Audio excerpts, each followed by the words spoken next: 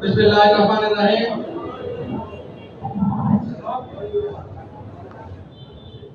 August বিপ্লবের আবার বীর যোদ্ধাদের সম্মান জানানোর জন্য আজকের এই আয়োজিত অনুষ্ঠানে সম্মানিত সভাপতি এই আজকে যেখানে অনুষ্ঠান হচ্ছে সেই অনুষ্ঠানে আমাদের হোস্ট আমাদের থানা নির্বাহী অফিসার সহ প্রশাসনের অন্যান্য কর্মকর্তা যারা আছেন, আমি আজকের এই অনুষ্ঠানের আয়োজনের জন্য আপনাদেরকে আন্তরিক ধন্যবাদ জানাচ্ছি এবং মঞ্চে এবং আমার সামনে যারা উপস্থিত নিহত এবং আহতদের আত্মীয় স্বজন, পিতা মাতা ভাই বোন যারা আছেন তাদের কাছে আমি অন্যপ্রতি কৃতজ্ঞতা জানাচ্ছি।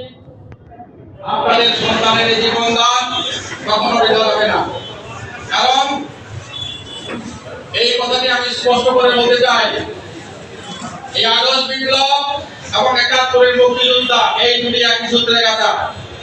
প্রিয় ভাইয়েরা, ১৯৭১-এ আমি মুক্তিযুদ্ধ করেছি। আজকে একজন মুক্তিযোদ্ধা হিসাবে আমি অত্যন্ত স্পষ্ট উচ্চারণ করতে চাই, আপনারা যারা আজকে আগস্ট বিপ্লবের সৈনিক সেনানী, আপনাদের মতো ৭১-এ আমি এই দেশের স্বাধীনতার জন্য লড়াই করেছি, কিন্তু ৭১-এ সেই স্বাধীনতাকে, অর্জিত স্বাধীনতাকে কালিমালিপ্ত করেছে এই সরকার। আজকে আপনারা বলছেন, এক বক্তা এখানে বললেন তার বক্তব্যে যারা আজকে বৈষম্য বিরোধী আন্দোলনে যারা ভূমিকা রেখেছেন, জীবন দিয়েছেন, রক্ত দিয়েছেন, তাদের নাম ব্যবহার করে আজকে কেউ কেউ এটাকে স্বার্থ হাসিলের জন্য ব্যবহার করতে যাচ্ছে।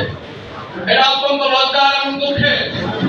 আজকে আমি এই কথাটি নির্দ্বিধায় নিঃসংকোচে বলতে চাই, ১৯৭১-এর মুক্তিযুদ্ধকে এইভাবে বিগত সরকার কলঙ্কিত করেছে, ভুয়া মুক্তিযুদ্ধ বানিয়েছে, ভুয়া সার্টিফিকেট দিয়েছে, ভুয়া সার্টিফিকেট দিয়ে মুক্তিযুদ্ধ, ভুয়া মুক্তিযোদ্ধা বানিয়ে তারা মুক্তিযুদ্ধের অর্জনকে কলঙ্কিত করেছে।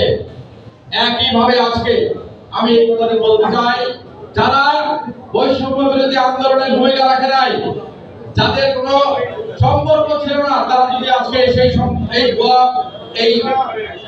বৈষম্য বিরোধী আন্দোলনের সফলকে তাদের বলে চালিয়ে দিয়ে তাদের ভাগ্য করার জন্য ব্যবহার করতে চায়, তাদের হিরোস্বার্থ চরিতার্থ করার জন্য ব্যবহার করতে চায়, নিশ্চয়ই সেটা আমরা জীবনে হতে দিতে পারি না।